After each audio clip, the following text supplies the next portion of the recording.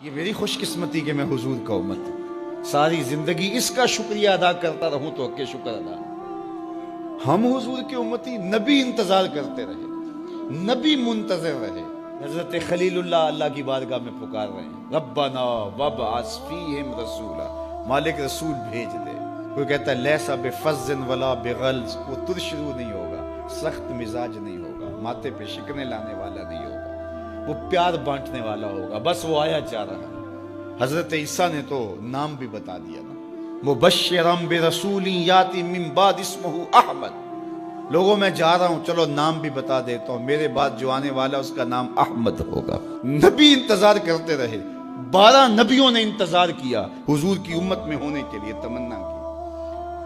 نستورہ راہب انتظار کرتا رہا، بحیرہ راہب انتظار کرتا رہا۔ شب ہجر کی سختیاں کوئی اس سے جا کے پوچھے، تیری راہ تکتے تکتے جسے صبح ہو گئی۔ زندگیاں گزار دی انہوں نے۔ سلمان فارسی کی کہانی سن لو، مجوسی کے بیٹے تھے، حق کی طلب میں نکلے، باپ نے گھر سے نکال دیا، ایک پادری کے پاس جا کے رکے، زندگی بھر اس کی نوکری کی۔ جب اس کا آخری وقت آیا، اس نے کہا میری تدفین کے بعد غموریا چلے جانا، وہاں کا پادری خدا رسیدہ ہے، تجھے اس سے کچھ مل جائے گا۔ کہتے میں وہاں سے غموریا آ گیا، پھر اس پادری کی ساری زندگی خدمت کی۔ جب وہ مرنے لگا تو اس نے کہا کوئی ایسا شخص نہیں ہے جس کے پاس اب میں تجھے بھیجوں، لیکن نبی آخر الزمان کے ظہور کے لمحے آ گئے۔ تو یہاں سے یثرب چلا جا، وہ اس نبی کی ہجرت گاہ ہوگی، تیری زندگی سنور جائے گی، تو نے بڑی محنت کی ہے، بڑی نوکری کی ہے میری۔ کہتے میں نے اس کو کہا کہیں ایسا نہ ہو میں دھوکہ کھا جو مجھے کوئی نشانی بتا دے۔ اس نے کہا 3 نشانیاں، ایک صدقہ نہیں لے گا، دوسرا ہدیہ رد نہیں کرے گا، تیسرا 2 کندھوں کے درمیان مہر نبوت ہو۔ کہتے ہیں میں نے اس کی تدفین کی، یثرب کی جانب جاتے ہوئے ایک قافلے میں شامل ہو گیا۔ انہوں نے مجھے پکڑ کے اپنا غلام بنا لیا، لیکن میرے پہ مہربانی یہ کی کہ مجھے بیچا جا کے مدینے میں۔ ایک یہودی نے مجھے خرید لیا، میں اس کے باغ میں گوڈی کرتا تھا، کام کرتا تھا، کھجوریں توڑتا تھا، لیکن میں انتظار میں تھا کہ کبھی وہ نبی آخر الزمان آئے تو مجھے دید ہو، کبھی عرش پر، کبھی فرش پر، کبھی ان کے در، کبھی در بدر۔ غم عاشقی تیرا شکریہ، میں کہاں کہاں سے گزر گیا۔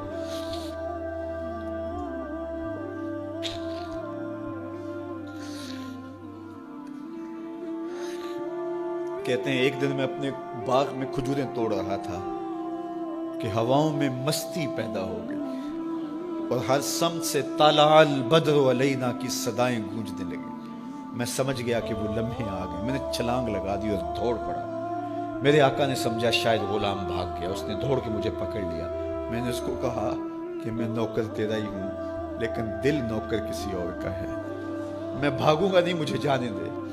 میں کچھ کھجوریں لے گیا تھا صدقے کی نیت سے، جا کے حضور کو پیش کی۔ آقا کریم نے فرمایا ہم نبی صدقہ نہیں لیتے۔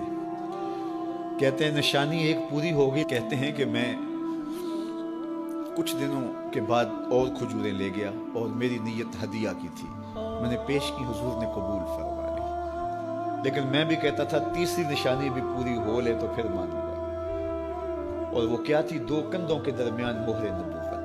کہتے ہیں ایک دن حضور میرے باغ میں آئے اور آقا کریم نے اپنے مبارک کندھے پہ چادر رکھی ہوئی تھی اور چادر کی اوٹ میں مہر نبوت چھپی ہوئی تھی، اور میں پیچھے ہو کے دیکھتا تھا، اور میری آرزو یہ تھی کہ کوئی تیز جھونکا ہوا کا آئے اور چادر ہٹ جائے اور میں مہر نبوت کی زیارت کر لوں۔ حضور میرے ارادہ قلب سے آگاہ ہوئے، فَأَلْقَى إِلَيَّ رِدَاءَهُ، حضور نے چادر اتار کے میری جانب پھینکی اور پھر ایسے رخ کر کے فرمایا انظر الی ما امرت بہ، اس پادری نے جو بتایا تھا دیکھ لے آ کے۔ تو کہا میں نے دیکھا کہ حضور کے کندھوں کے درمیان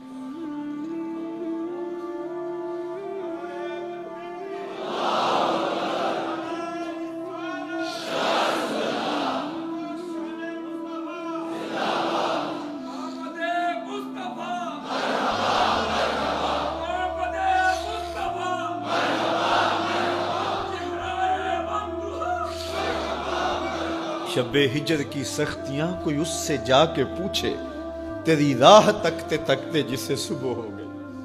ہم نے تو کوئی انتظار نہیں کیا نا، ہم نے تو کوئی دکھ نہیں سہا، ہم سوئے تھے مقدر جاگ اٹھے. ہمارے والد مسجد سے مولوی صاحب کو بلا لائے. انہوں نے کان میں آ کے کہا مبارک ہو تو حضور کا نوکر بن کے آ رہا.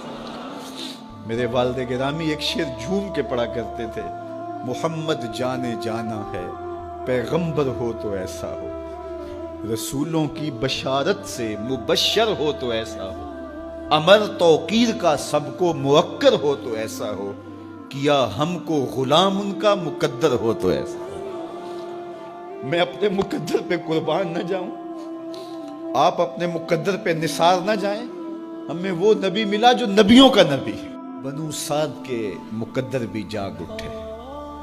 اللہ اکبر, کیا وہ خوش نصیب وادیاں تھیں, کیا وہ خوش بخت پہاڑ تھے بنو سعد کے, جہاں حضور نے زندگی کے ابتدائی سال گزارے.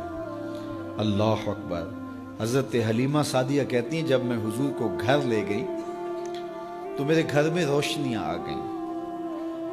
باقاعدہ عورتوں نے کہا حلیمہ تو اتنی امیر ہو گئی ہے رات کو بھی دیا نہیں بجھاتی.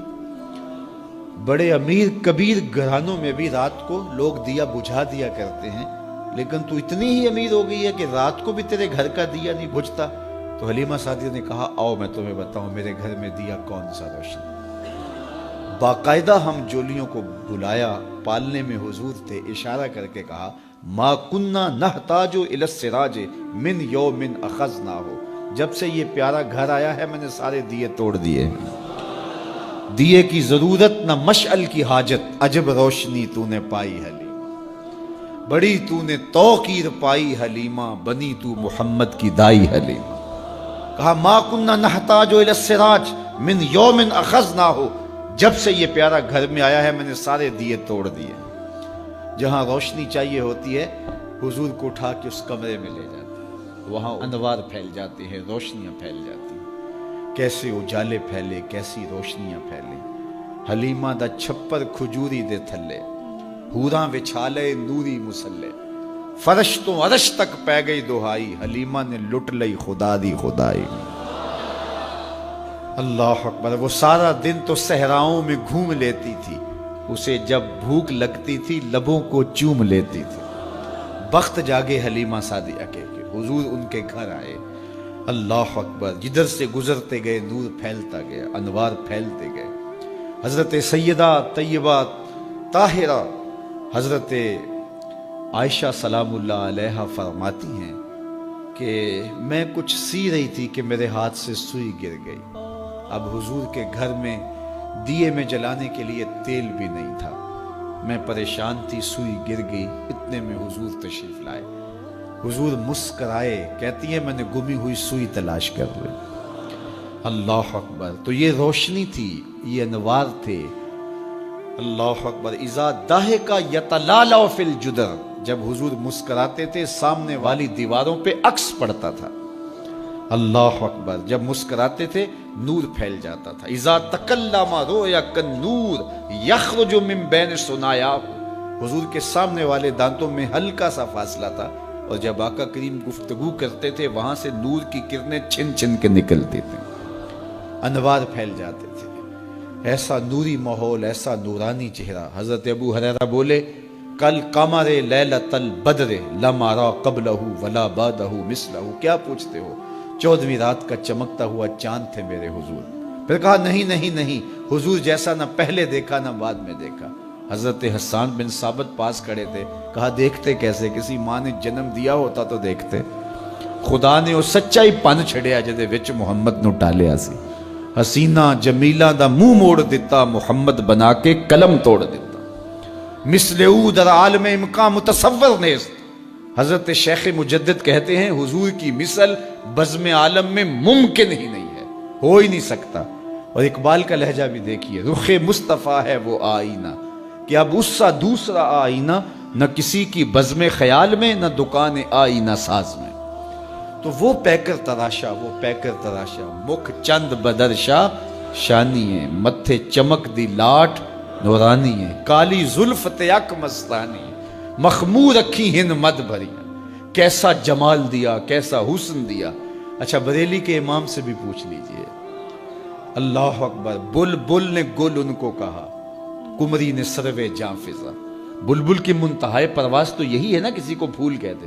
بلبل نے گل ان کو کہا، کمری نے سروے جاں فضا، حیرت نے جھنجھلا کر کہا یہ بھی نہیں وہ بھی نہیں. خورشید تھا کس زور پر، کیا بھر کے چمکا تھا قمر، بے پردہ جب وہ رخ ہوا یہ بھی نہیں وہ بھی نہیں. وہ حسن دیا وہ جمال دیا اللہ نے اپنے